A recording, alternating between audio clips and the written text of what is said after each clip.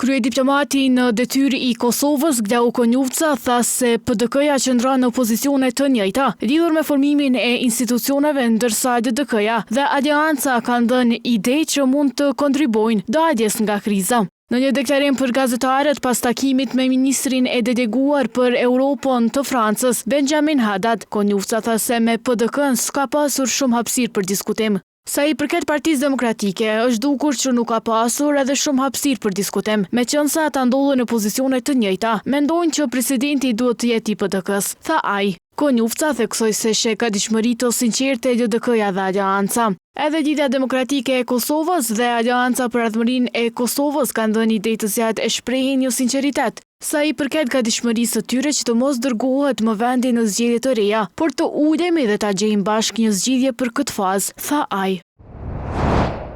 Ministri në detyrë i punëve të jashtme të Kosovës, Glau Konjufca, i ka bërë thirrje gjykatës speciale në Hag që të mos marrë vendim politik kur më 16 shtator do të shpall aktgjykimi në rastin e ish-krerëve të ushtrisë shqirimtare të Kosovës. Pasi priti ministrin e deleguar për Evropën të Francës, Benjamin Haddad, Konjufca u pyet se cili do të ishte qëndrimi i institucioneve të Kosovës nëse Hashim Thaçi, Kadri Veseli, Recep Selimi e Jakub Krasiqi do të dënoheshin. Unë bëj thirrje që gjykata e Hagës të mos marrë vendim politik, por të marrë vendim të drejtësisë. E nëse merr vendim të drejtësisë, ne të gjithë e dim çka është drejtësi, sepse ne jemi dëshmitar si popull që lufta e UÇK-s ka qenë e drejtë. Po të kishte qenë luftë kriminale, kur nuk do ta kishte marrë mbështetjen e bashkësisë ndërkombëtare. Këtë mbajeni në mend, tha ai.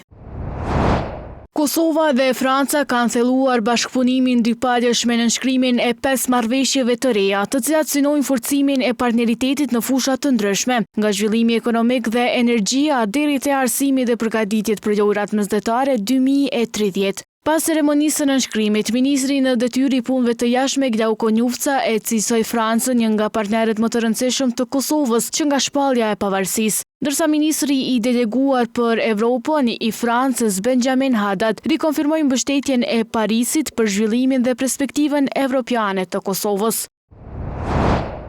Deputetja e zgjedhur e PDK-s Blerta Deliu Kodra ka denoncuar sot në prokurorinë speciale profilin Lule Gjeli.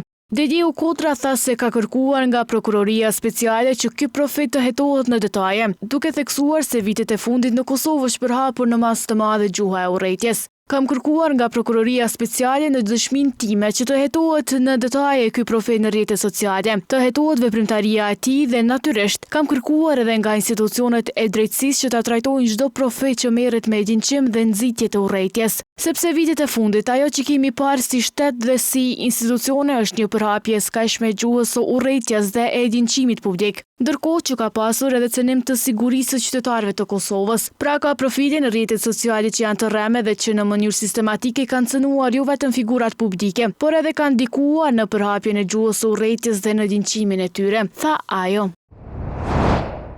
Sot në gjykatën themelore në Prishtinë u mbajt seanca gjyqësore ndaj vëllezërve Dragisha dhe Jovan Vicentijević dhe Igor Dimovićit, të akuzuar për sulmin në kanalin e Iber Ljepencit. Në këtë seancë dëshmoi Ernest Kërçeli, dëshmitar dhe përfaqësues i palës së dëmtuar dhe drejtori i infrastrukturës në Iber Ljepenc. Kërçeli i ka deklaruar se dëmi është sanuar përmes një projekti të financuar për rehabilitimin e kanalit, ndërsa sipas tij, vlera e dëmit të shkaktuar është mbi 376.000 euro.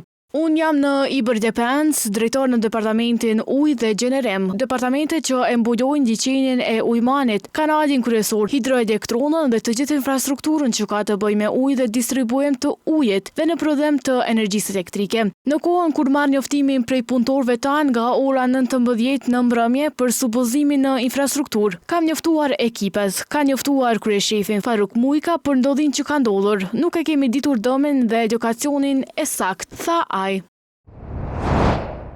2 persona kanë mbetur të plagosur si pasojë e një përgjeshjeje që ka eskaluar me përdorim të armës së zjarrit në Podujev. Sipas njoftimit të policisë, rasti ka ndodhur më 26 korrik 2026, rreth orës 18:50, ku është raportuar për një përgjeshje fizike mes disa personave. Gjatë incidentit, njëri nga të dyshuarit ka shtënë me armë zjarri duke plagosur 2 meshkuj kosovar. Të lënduarit janë dërguar për trajtim mjekësor në qendrën klinike universitare të Kosovës. Në vendin e ngjarjes, policia ka sekuestruar 2 gozhoja dhe 3 automjete, të cilat do të shërbejnë si prova në procedurën hetimore. Me vendim të prokurorit, 6 persona të dyshuar janë arrestuar dhe pas intervistimit janë dërguar në mbajtje. Ndërkohë personi i dyshuar se ka shton me armë zjarri ndodhet në kërkim.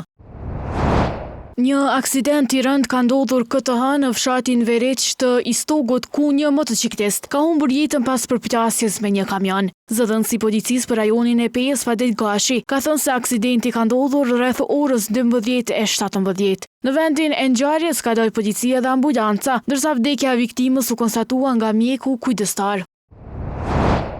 Rreshjet intenzive dhe të pandërprera që nga mëngjesi i hershëm sot kanë shkaktuar disa vështirësi në qarkullim rrugor në Ferizaj, por gjendja sipas njoftimit të komunës është nën kontroll dhe ekipet e emergjencës janë në terren në intervenim të rasteve që janë paraqitur e po paraqiten.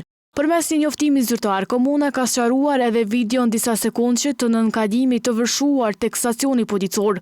Sipas komunës, kjo video ka keq paraqitur gjendjen në Ferizaj. E vërteta është se ekipët emergjente kanë intervenuar me njëherë dhe si të gjitha nënkalimet dhe akset tjera rrugore në kompetencën lokale janë të qarkullueshme. Andaj dezinformimet dhe paraqitjet e pak sekondave nga gjendja nën kushte të rreshjeve intenzive dhe të pandërprera nuk janë pasqyrim i drejtë i gjendjes në terren. Kushtet e tilla atmosferike do të vazhdojnë përgjatë gjithë ditës, andaj apelojmë për kujdes tek qytetarët, thuhet në njoftim.